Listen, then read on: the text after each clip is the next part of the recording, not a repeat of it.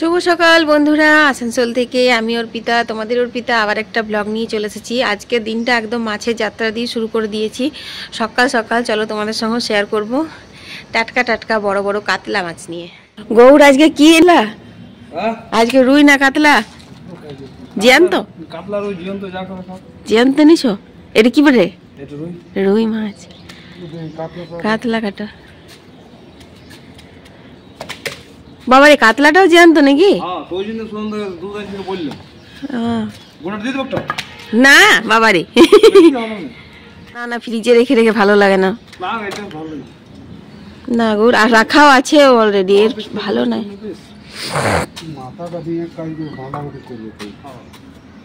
মাথাটা তুমি নেবে? এত বড় মাথাটা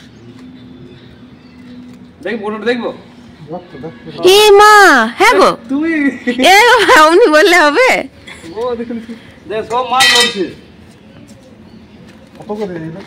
সব বানপুর নিয়ে ছেড়ে দে, সব থেকে ভালো। বানপুরে দিন নেবে তো 250-60 এরকম দেয়। হ্যাঁ, 240 টাকা, বেশি দাম হয়নি।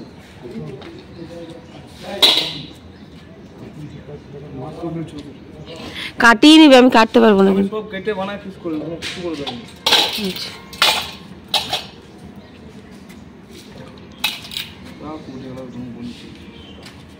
হ্যাঁ দেখো বন্ধুরা, কত বড় আজকে মাছ নিয়ে এসেছে গৌর দাদা। চলো কাটো এবার।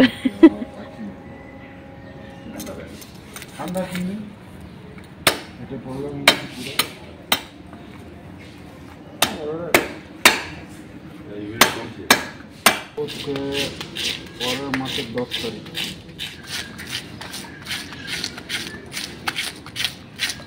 আমি সকালে ঢুকি না বলে বান পড়া ডেল জীবন তোমার দেখতে পাই। তাহলে আমরা আসানসোল বরাবর বানপুরে ভালো ভালো মাছ পাওয়া যায় অনেক রকমের। তখন আমার কাছে কি খাবে বল না, আমি সেরকম কোনো মাল না।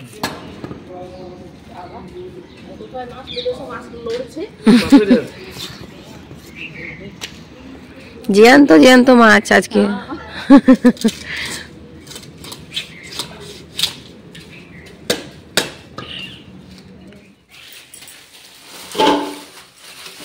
তো বন্ধুরা, মাছটা কিন্তু একদম ধরপড়ে ছিল, দেখলেই একদম জ্যান্ত কাতলা মাছ। আর পুরোটা বলে আবার নেবো না বলেছিল, মানে বললে একটুখানি নেব, তারপর ও জোরাজুরি করার জন্য পুরোটাই নিয়ে নিল। মোটামুটি 2 কিলো সাইজের পাকা কাতলা মাছ, তো এতটা তো লাগবে না। আজকে ভেবে রেখেছি আমার মায়ের একটা রেসিপি বানাবো, মানে ভাপা, বাটি চচ্চড়ির মতো করে এত সুন্দর মা টাটকা মাছ ভাপা করে, রুই হোক বা কাতলা হোক। তো সেটাই আজকে করব। আমি কিন্তু একবার এখানে ট্রাই করিনি, আজকে প্রথমবার ট্রাই করবো আর তোমাদের সঙ্গে রেসিপিটা শেয়ার করব। তো 2 জায়গায় ভাগ করে মাছগুলো রেখে দিলাম, কারণ এর পরেও আমি যেদিন যেদিন করব অতটা করে মাছ লাগবে না। তো একসঙ্গে রাখলে আবার বের করব, ঠান্ডা ছাড়াবো, তারপর আবার কয়েক পিস নিয়ে আবার ঢোকাবো, তো ওতে আরো মানে স্বাদটা খারাপ হয়ে যায়। সেই জন্য যেরকম যেরকম রান্না করব সেইভাবে ভাগ করে আমি 2-3 জায়গায় করে রেখে দিলাম। আর বেশ পেটি দেখে, পিস দেখে মোটামোটা রেখে নিলাম, যেগুলো দিয়ে আজকে ভাপা করব। তো রবিবার মানে বুঝতেই পারছো, কাঁচাকুচি তো থাকেই, তো সেই জন্য আমি কাঁচাকুচি গুলো ভিজিয়ে নিলাম। আর এরপর চলো রান্নাঘরে যাই। তো দেখো, এখন আমি খেতে দিয়ে দিচ্ছি। এখন কিন্তু 10টা বেজে গেছে। তো বুগলা বাবা তো মুড়ি খাবে, তোকে মূলো দিলাম আর চপ মুড়ি মেখে দেবো। আর বুগলা তো জানোই রবিবার মানেই কচুরি। আমি তো বারণ করলাম, বললাম সন্ধ্যেবেলায় আমাদের একটা স্পেশাল প্ল্যান আছে, বললাম সন্ধ্যেবেলা এগুলো খাবি, দিনের বেলা মাছ টাছ হবে তো খাস না, কিন্তু ও তো শুনবে না। আর ও ছাড়া কি, ওর বাবাই মানে নিয়ে এসেছে, ও বলেও নি মনে হয়। তো দেখো, এখানে তরকারি কাটা হয়ে গেছে, টমেটো চাটনি হবে, করলা আলু দিয়ে সর্ষে দিয়ে ঝাল দেওয়া হবে, আর বাঁধাকপির ঘন্ট হবে। নিরামিষ করে তারপর মাছের মাথা দেবো। বসিয়ে দিই গা, আর বাটাবাটিগুলো ছাড়তে হবে। বাঁধাকপিটা না খুব হালকা করে করব, জিরে আর আদা দিয়ে। তো চলো বসানো যাক। তো চলো বন্ধুরা, সর্ষের তেলে 5 ফোড়ন দিয়ে দিলাম, তারপর আলুগুলো দিয়ে দিলাম। আলুগুলো ভালো করে ভাজা ভাজা করে নেবো। প্রথমে নিরামিষ করে তারপর কিন্তু মাছের তেল আর মাথা দেবো। বাঁধাকপিটা কিন্তু মানে খুব ভালো হয়েছিল খেতে গো। আর একটু আদা দেবো, তো আদাটা দেখো ঘষে নিচ্ছি। আমার তো জানোই যে আদা বেটে রান্নায় দেওয়ার থেকে মনে হয় এই ঘষে দিলে পরে না স্বাদ বেশি ভালো হয়, মানে সেন্টটা বেশ ভালো হয়। তো আদাটাও ঘষে নিলাম। দেখো এখানে কাঁচা লঙ্কা দিয়ে দিলাম ঝালের জন্য, তারপর দিয়ে দিচ্ছি বাঁধাকপি। বাঁধাকপিটা অনেকটা কেটেছিল, মা মানে একটা পুরো গোটা কেটে দিয়েছিল, যেহেতু মাথা তেল দিয়ে করব, তো মাছের মাথা দিয়ে বাঁধাকপি খেতে বুবলার বাবা ভালোবাসে, আমারও ভালো লাগে, বুবলারও ভালো লাগে। তো সেই কারণে একটু বেশি বেশি করেই করছি, কারণ ওরা রাত্রেও আবার বলবে নেই এরকম জিজ্ঞাসা করে। তো দেখো এখন আমি নুন আর হলুদ দিয়ে দিলাম, তারপর একটু হেজে আসবে, তো দেখো আবার বাঁধাকপি গুলো দিয়ে দিলাম, মানে অল্প একটু দিয়ে তারপর নাড়াচাড়া করে একটু হেজে এলো, তারপর আবার বাকিটা দিলাম। তো খুব বিশেষ কিছু মশলা দেবো না, শুধু জিরে গুঁড়ো আর আদা বাটা আর দুটো তেজপাতা দিয়ে ঢাকা দিয়ে গ্যাসটা কম করে দেবো, তাহলে জল বেরোবে। আর বাঁধাকপি কিন্তু এখনকার তো শীতের বাঁধাকপি, এখন একদম সেদ্ধ হয়ে যায়। আর একটু মিষ্টির জন্য গুড় দিয়ে দিলাম। চলো বাঁধাকপিটা হতে হতে মাছের মশলাটা রেডি করে নিই, কারণ মাছটা না ম্যারিনেট করে বেশ কিছুক্ষণ রাখতে হবে, মোটামুটি ঘন্টা দুয়েক রাখলে আলো ভালো হবে, কিন্তু অত তো হাতে সময় নেই, তো ঘন্টা দুয়েক তো রাখতেই হবে। তো চলো মশলাটা বেটে নিই গা। তো মনে পড়লো ভাতটা এখনো বসানো হয়নি, তাই ভাতটা বসিয়ে দিলাম, আর ভাতের চাল ফেলে দেখো এখন একটু হাতা দিয়ে দিলাম, কারণ না হলে তলায় তো লেগে যায়।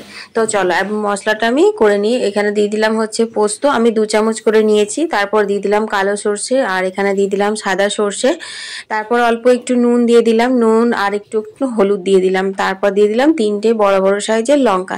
ঝালটা তোমরা নিজের নিজের মতো করে নিয়ে নিও। তো বন্ধুরা নুন আর হলুদ দিয়ে যদি বাটো তাহলে কিন্তু এটার একটাই মানে থাকে যে সর্ষে তোমার কিন্তু একদম তেতো হবে না, আর একটা খুব সুন্দর ঝাঁঝালো ব্যাপার আছে। তো দেখো এখন আমি সর্ষেটা বেটে নিচ্ছি।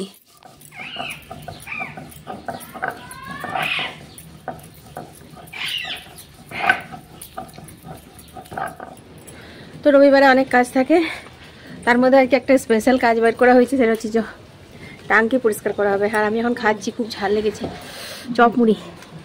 তোমরা তো বুবলাকে জানোই যে এই ধরনের কিছু কাজ হবে আর বুবলা চুপচাপ বসে থাকবে, সেটা তো হয়ই না। তো বুবলা বলছে আমি টাঙ্কির ভেতর ঢুকবো, আমি টাঙ্কিটা পরিষ্কার করব, আর ওর বাবা বলছে না তুই আটকে যাবি ফাঁকটাতে। তো সেই নিয়ে হাসাহাসি করছি। তো বুবলা বলছে দেখো আমার পেট কমে গেছে, আমার কোমর কমে গেছে, আমি এখানে ঢুকতে পারবো।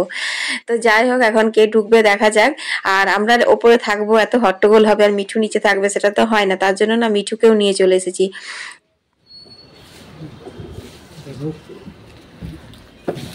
ঢুকলি তুই? খাপে খাপ না ভাই, মুলা একটু পাতলা হয়েছে।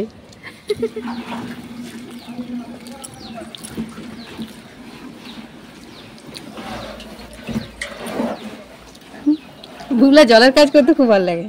তো রান্না বান্না তো করতে হবে, বুবলা তো বলছে তুমি এখানেই থাকো আর ক্যামেরা করো, কিন্তু সেটা তো আর হবে না। তো দেখো এখন মাছে আমি নুন হলুদ আর কাঁচা সর্ষের তেল কাঁচা লঙ্কা দিলাম, আর এই যে সাদা সর্ষে কালো সর্ষে পোস্ত কাঁচা লঙ্কার পেস্টটা দিয়ে দিলাম, তারপর টমেটো একটা কুচনো দিয়ে দিলাম, অল্প একটু কালো জিরে দিয়ে দিলাম, তারপর আবার কি ভালোবাসা ছোঁয়া হাত দিয়ে একটু ভালো করে মেখে নিতে হবে।